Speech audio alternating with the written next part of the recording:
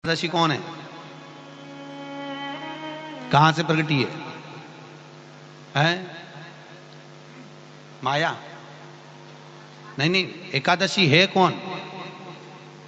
क्यों इसकी इतनी प्रधानता है? क्यों इसकी पुण्यता है? ऐसा क्या है एकादशी में जो इसकी पुण्यता मानी जाए? कौन है ये जो भगवान नारायण तक एकादशी का व्रत करते हैं?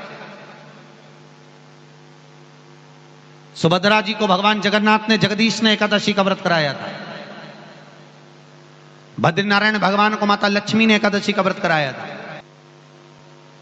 क्यों?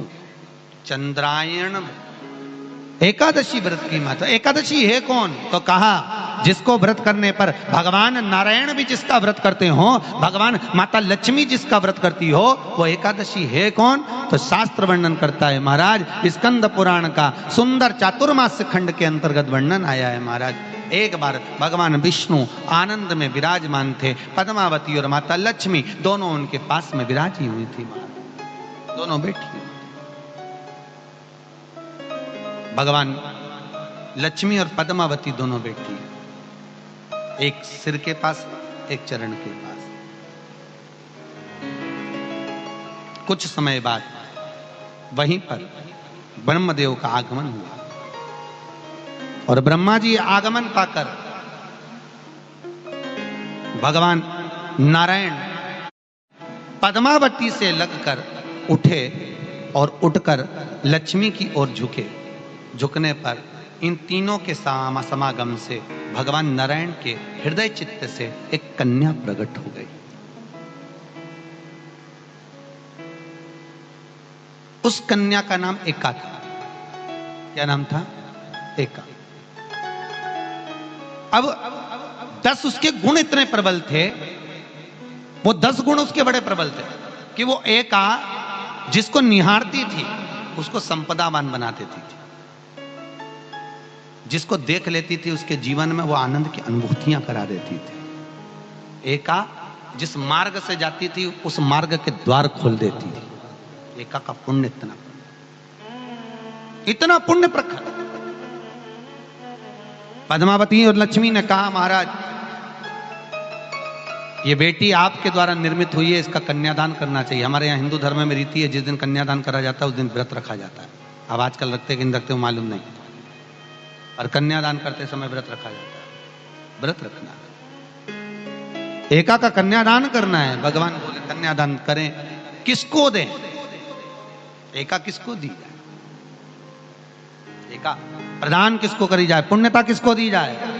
भगवान नारायण ने उसी समय लक्ष्मी और पद्मा से पूछा, तुम बताओ। पद्मा लक्ष्मी दोनों एका से पूछी, एका बताओ इसका पुण्य, हम आपका हस्त कमल आपको प्रदान किसको करें, हम किसको दें? एका कहती है पिताजी, भगवान से कहती है नाथ कृपा करिएगा, मेरे को अगर प्रदान करना चाहती हो, अगर मुझे देना चाहते हो तो एक काम करो, एक काम करो। यदि आप देना चाहते हो तो भगवान एक काम, माता ने कहा कि पिताजी अगर कुछ देना चाहते हो तो ऐसी कृपा करो, संसार के मनुष्य अगर मृत्यु लोक में आकर के अंदर 2 एकादशी का भी पुण्य भाग अगर ग्रहण करते हैं तो ये एका उनकी होती है और वैकुंठ का राह खोल देती है।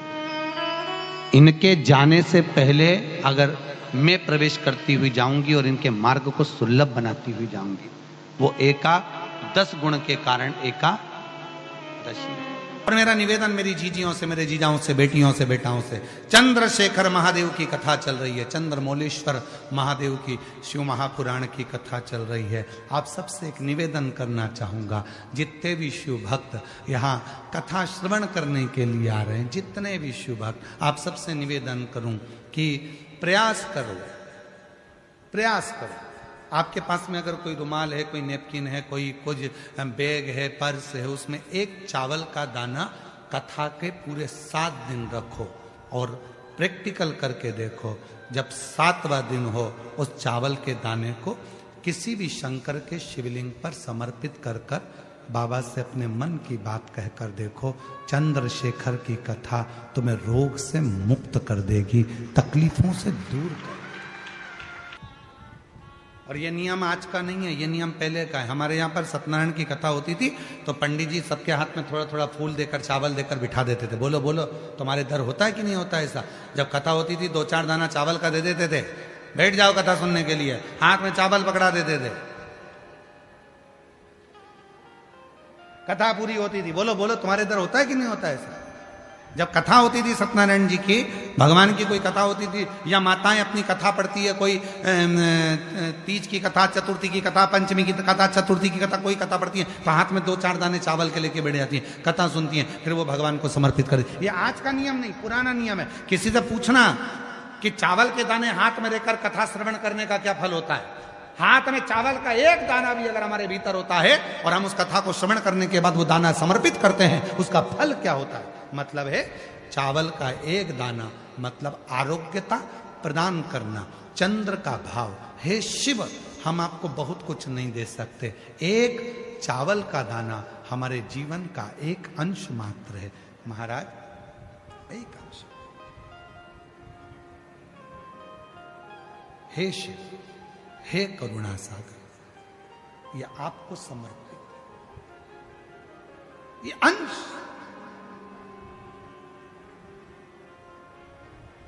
एक अंश। गेहूं वापिस गेहूं को जन्म दे देता है, चना वापिस चने को जन्म दे देता है। गेहूं के भी 2 हिस्से हो जाते हैं, चने के भी 2 हिस्से हो जाते हैं, सोयाबीन को जन्म दे देता है, 2 हिस्से हो जाते हैं। मसूर को जन्म दे देती है, 2 हिस्से हो जाते हैं। पर चावल का एक दाना जिसके 2 हिस्से, 2 फड़ कभी नहीं होते, और वो चावल का दाना चावल को जन्म नहीं देता, वापिस अंकुरित नहीं होता, वो एक बार अंकुरित हो जाता है, फिर दूसरी बार अंकुरित वही चावल का दाना नहीं होता। गेहूं का दाना फिर अंकुरित होगा, सोयाबीन फिर अंकुरित होगा, चना फिर अंकुरित होगा, परंतु जो चावल का दाना है वो 2 फड़ में नहीं टूटता, वो अंकुरित वापिस नहीं होता। वो चावल का दाना एक बार शिव का हो गया, मतलब 2 भागों में नहीं बटा है। हे शिव, मैं एकाकार तेरे चरणों में हूं, मैं फिर संसार सागर में तेरा होकर आया था, तेरा रहना चाहता हूं, संसार सागर में अंकुरित नहीं होना चाहता, पूर्ण तेरा हो जाऊं, तुझ पर आश्रित हो जाऊं, तुझ पर समर्पित। वो चावल का दाना हमें औषधि तक प्रदान करता। सबसे पहला अन्न है चावल, अक्षत, सबसे पहला।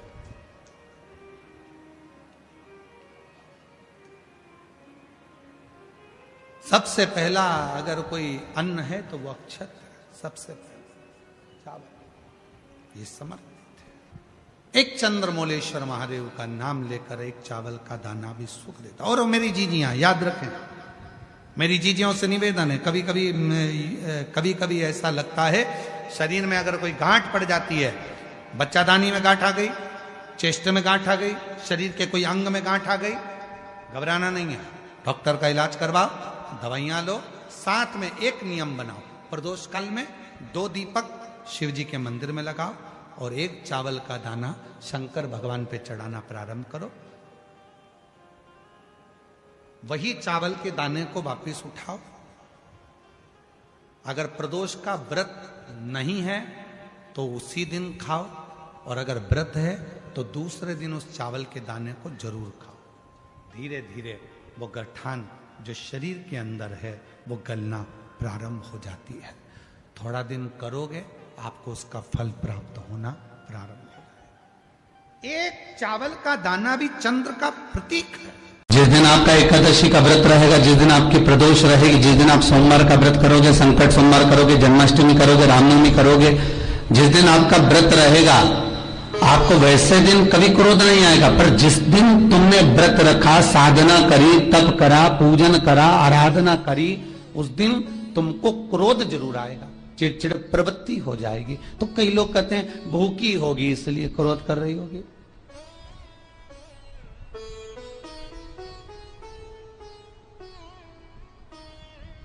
कई लोग कहते हैं कि भूख लग रही होगी इसलिए चिड़चिड़ प्रवृत्ति हो गई होगी। नहीं नहीं भाई, भूख से उसका कोई ताल्लुक नहीं है, क्योंकि रोज कोई जरूरी है कि वो इतना खाती हो कि नहीं खाती हो। कभी कभी तो दिन भर भूखी रह जाए तो भी क्रोध नहीं है।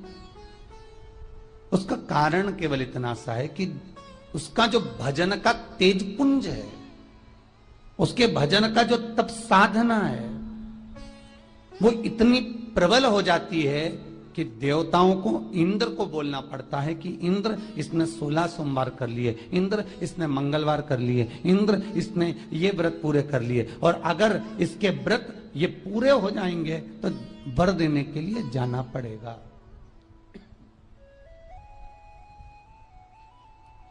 अगर इसके व्रत पूरे हो गए तो आशीर्वाद देने के लिए जाना पड़ेगा। इसके व्रतों को खंडित कर दिया जाए। तो व्रत को खंडित करने का सबसे सुंदर तरीका देवताओं के पास है कि जिस दिन व्रत हो, 2-3 व्रत अच्छे निकलते हैं और एक व्रत में इतना क्रोध आ जाता है कि सारा करा धरा पानी फिर जाता है।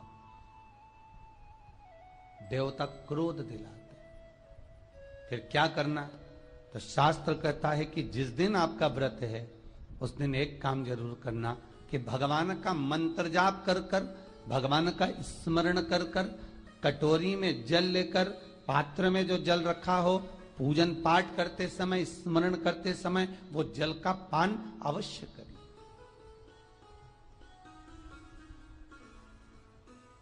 उस जल का पान अवश्य करें, उस जल को अवश्य। क्या होता है जल का पान करने से? शिव महापुराण की कथा कहती है, चाहे आप हनुमान चालीसा पढ़ें, चाहे आप राम रक्षा स्तोत्र पढ़ें, चाहे आप देवी कवच करें, चाहे आपकी मर्जी पड़े, जो पाठ पूजन करें, बस एक निवेदन है, पूजन पाठ करते समय एक कटोरी में, तांबे के कलश में, एक गिलास में जल अपने नजदीक में जरूर रखें।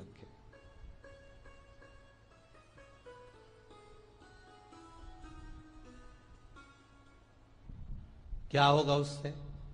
आप जितना पाठ करेंगे, आप जितना पूजन कर रहे हैं, आप जितनी आराधना कर रहे हैं, आप जितनी साधना कर रहे हैं, आप जितना तप कर रहे हैं, आप जितना हनुमान चालीसा, दुर्गा चालीसा, राम रक्षा स्तोत्र, यमुना अष्टक, गोवर्धन चालीसा, जो भी आप जप रहे हैं, जो भी आप सर्वोत्तम जी का पाठ करें, आप जिस भी पाठ को कर रहे हैं, उस पाठ को करते समय अगर जल तुम्हारे पास में रखा हुआ है तो तुमने जब पाठ किया तो उसका जो तात्विक अंश है वो जल के अंदर जाएगा, और वो जल जब हम ग्रहण करेंगे तो कोई बुद्धि से विकलांग हो, विवेक काम नहीं कर रहा,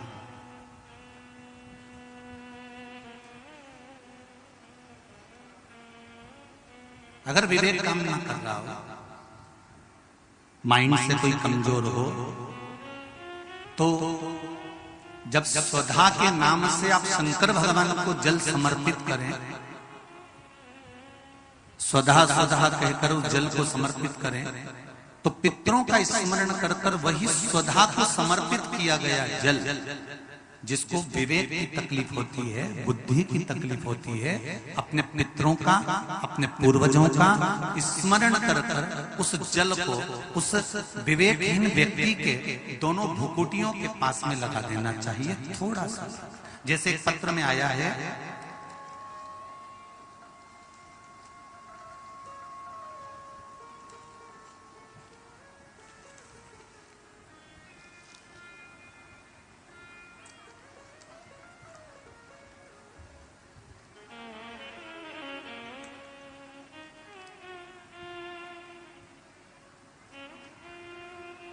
अमन मिश्रा 24 घंटे यहां पर सेवा दे रहे हैं। कहीं हैं अमन मिश्रा? आप ही हैं? एक बार दोनों हाथ लगा दे। श्री शिवाय नमस्ते। मेरी छोटी बहन मानसिक रूप से असंतुलित है।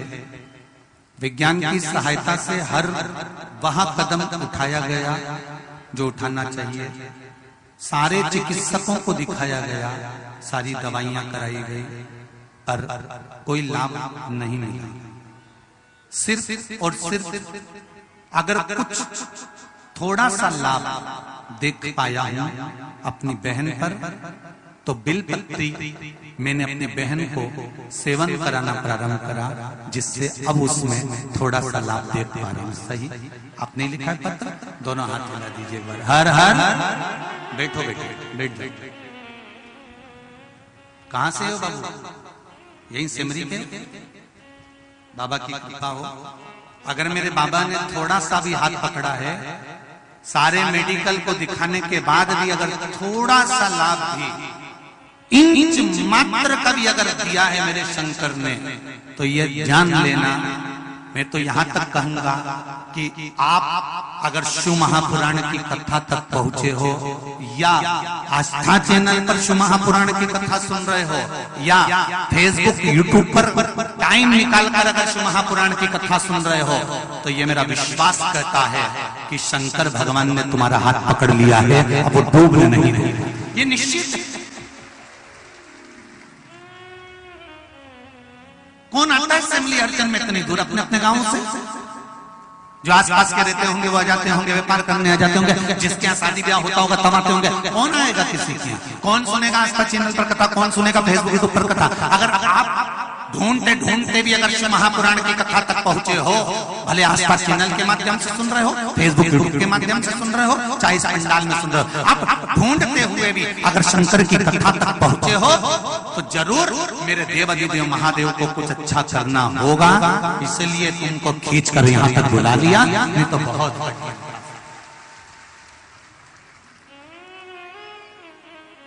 कहीं मेरे देवाधिदेव महादेव को करना होगा। इंच मात्र भी अगर थोड़ा सा उसने हाथ पकड़ा है, तो वो कृपा जरूर करेगा, वो जरूर कृपा करेगा।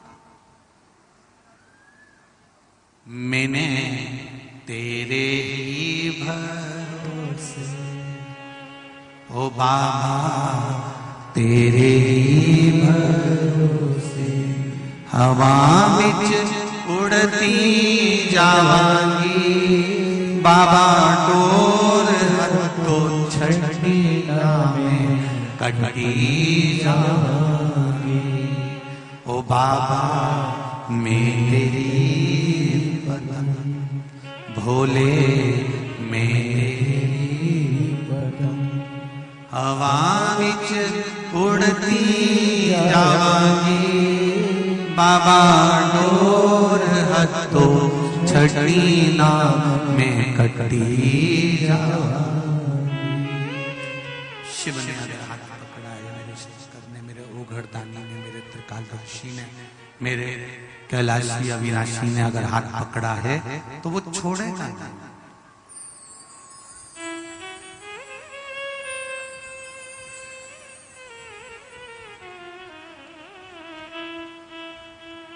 एकादशी के दिन अगर जल चढ़ाने जाओ तो 3 बार मुख से बोलिएगा। फिर से बोलो एक बार, स्वधा स्वधा स्वधा।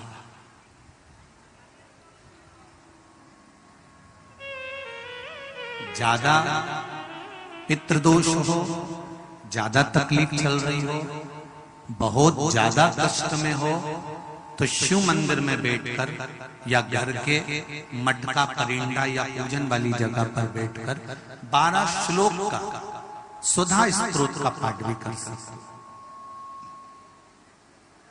ये पार्वती जी की नानी जी सुधा,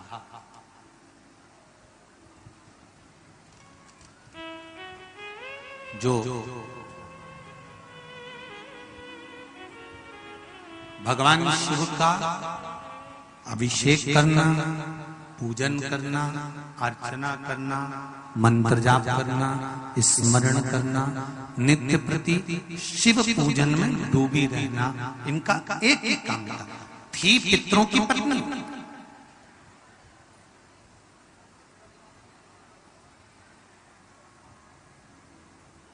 हैं पितरों की पत्नी, पर भक्ति में इनका बल बड़ा प्रबल है। सुंदर प्रसंग आता है, इस प्रसंग पर थोड़ा ध्यान दीजिएगा। एक घर के अंदर 4 भाई रह रहे हैं, चारों भाई कमा रहे हैं। व्यापार भी एक ही है, कमा के भी चारों भाई एक ही जगह पर ला रहे हैं। 4 देवरानी जेठानी उस घर के अंदर रहती हैं।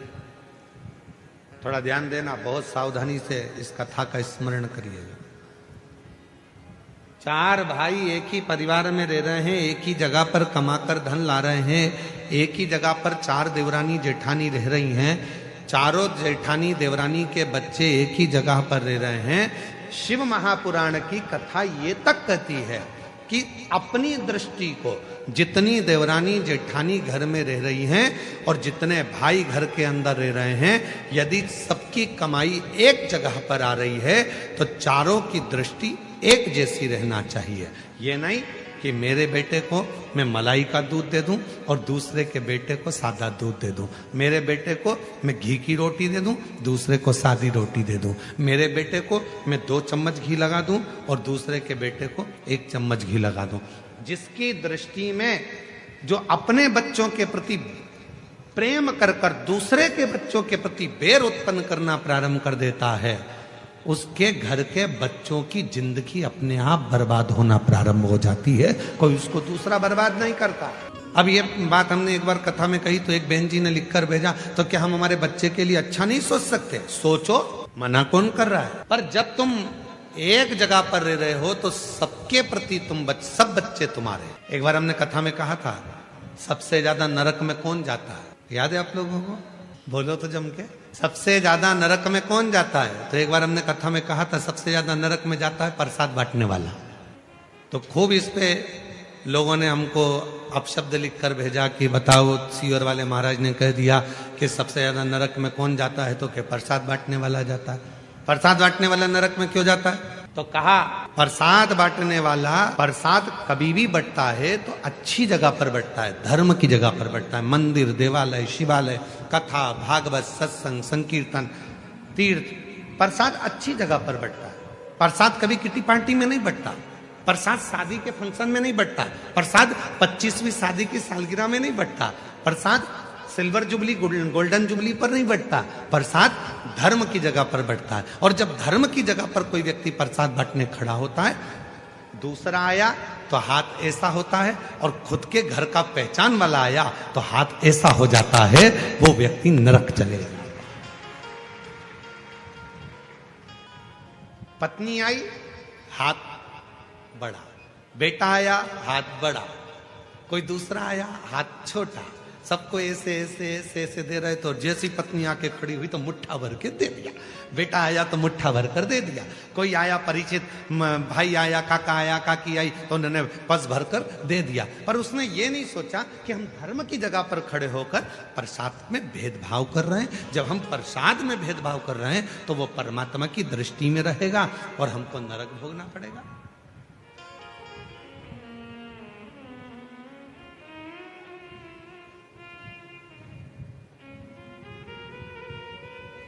इसलिए सावधान रहना। धर्म की जगह पर, सत्कर्म की जगह पर, मंदिर, शिवालय, देवालय, सारी जगह पर एक बराबर, एक जाजम में, एक आनंद के साथ प्रसाद का वितरण होना चाहिए। शेगांव के गजानन जी महाराज, दुनिया की सबसे बड़ी रसोई, दुनिया का सबसे बड़ा भंडारा अगर कहीं चलता है तो वो शेगांव के गजानन महाराज के यहाँ चलता है। लगभग 28 साल पहले की बात है।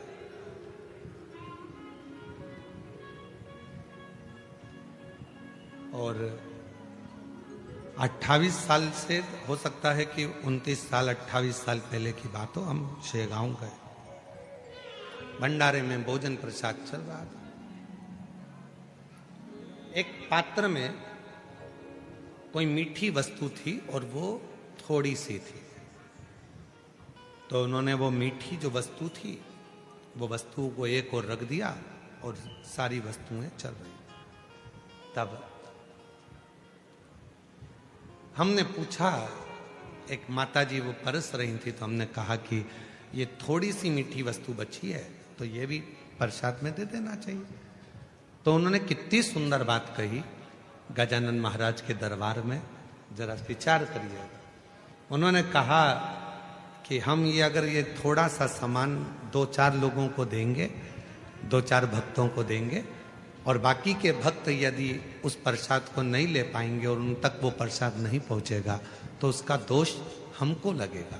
इसलिए जब एक जाजम पर गरीब हो, अमीर हो, पैसे वाला हो, बड़ा हो, छोटा हो, जब एक जाजम पर बैठकर एक साथ भोजन कर रहे हैं तो उनकी भोजन की थाली में भी एक जैसा भोजन जाना चाहिए। वो गजानन महाराज का एक जैसा भोजन, उसमें भेद नहीं होना चाहिए। कहां खड़े हो धर्म की जगह पर, कहां खड़े हो सत्कर्म की जगह पर, और वहां पर भी अगर हम भेद करें तो फिर परमात्मा हमको दंड तो देगा। इसीलिए पहले भी कहा, मत बुरे कर्म कर बंदे वरना पछताएगा, भगवान की आंखों से तू बच नहीं पाएगा, तू बच नहीं पाएगा। अरे ओ अज्ञानी मत करना, अरे ओ अज्ञानी मत करना, तेरे कर्म का फल भी तो ही पाएगा, जैसा किया तूने तेरे आगे आएगा। मत बुरे कर्म कर बंदे वरना पछताएगा, भगवान की आंखों से तू बच नहीं पाएगा, तू बच नहीं पाएगा। अरे ओ अज्ञानी मत करना। समभाव, समदृष्टि, समविचार, समसोच, समभाव रखिए।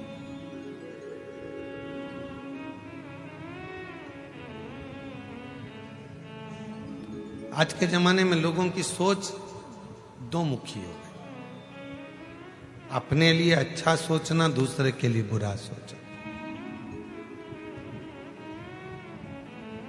मेरा बेटा डॉक्टर बने, कलेक्टर बने, इंजीनियर बने, कमिश्नर बने, आईजी बने, डीआईजी बने, दूसरे का बेटा कुछ ना करे, और अगर वो बढ़ भी गया तो मन दुख रहा है कि वो क्यों बढ़ ना। कितना सुंदर संवाद है शिव महापुराण की कथा में। तुम रुका जी चंचूला देवी से कहते हैं, चंचूला